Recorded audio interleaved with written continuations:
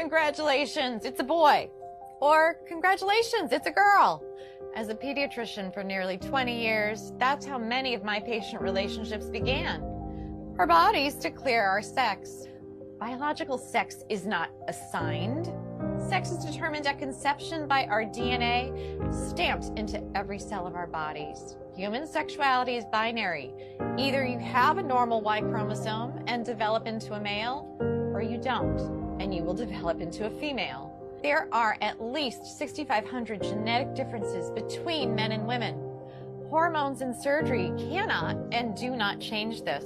Look, an identity is not biological, it is psychological. Identity has to do with thinking and feeling. Thoughts and feelings are not biologically hardwired. Our thinking and feeling may be factually right or factually wrong. For example, if I walk into my doctor's office today and say, "Hi, I'm Margaret Thatcher," my physician will say I am delusional and give me an antipsychotic. However, if instead I walked in and said, "I am a man," he would say, "Congratulations, you're transgender." If I were to say, "Doctor, I am suicidal. I'm an amputee trapped in a normal body. Please surgically remove my leg," I'll be diagnosed with body identity integrity disorder. But if I walk up to that same doctor and say, "I'm a man, sign me up for a double mastectomy," my physician will. See, according to most mainstream medical organizations, if you want to cut off a healthy arm or a healthy leg, you're mentally ill. But if you want to cut off healthy breasts or a penis, you're transgender. Let's be clear, no one is born transgender. If gender identity were hardwired in the brain before birth, identical twins would have the same gender identity 100% of the time. They don't. I had one little boy, a patient we'll call Andy. Between the ages of 3 and 5, he increasingly played with girls and stereotypical girl toys and started saying he was a girl. I referred the parents and Andy to a therapist. Sometimes mental illness of a parent or abuse of the child are factors. But more commonly, the child has misperceived family dynamics and internalized a false belief.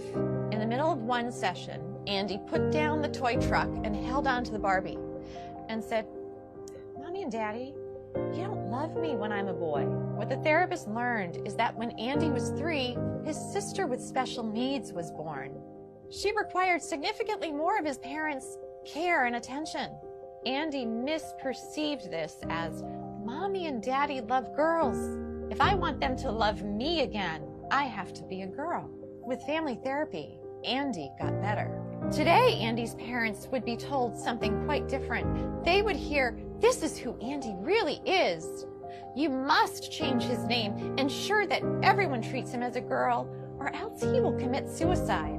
As Andy would approach puberty, the experts would put him on puberty blockers so that he could continue to impersonate a girl. Experts assure us it doesn't matter that we've never tested puberty blockers in biologically normal children. It doesn't matter that when blockers are used to treat prostate cancer in men and gynecologic problems in women, that they cause problems with memory. We don't need testing.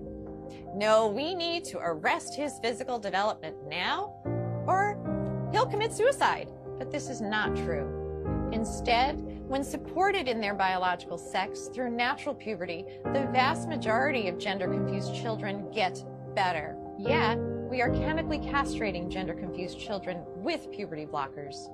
Then, we permanently sterilize many of them by adding cross-sex hormones.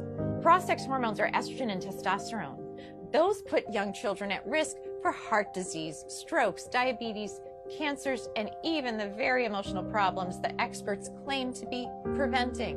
P.S. If a girl who insists she is a man has been on testosterone daily for 1 year, she's cleared to get a bilateral mastectomy at age 16. Now, mind you, the American Academy of Pediatrics recently came out with a report that urges pediatricians to caution teenagers about getting tattoos because tattoos are essentially permanent and can cause scarring. But this same AAP is 110% in support of 16-year-old girls getting a double mastectomy, even without parental consent, so long as the girl insists that she is a man and has been taking testosterone daily for 1 year. Let's be clear, to indoctrinate all children from preschool forward with the lie that they could be trapped in the wrong body disrupts the very foundation of a child's reality testing. If a child can't trust the reality of their physical bodies, who or what can they trust? Transgender ideology in schools is psychological abuse that often leads to chemical castration, sterilization, and surgical mutilation. If that's not child abuse, ladies and gentlemen, what is?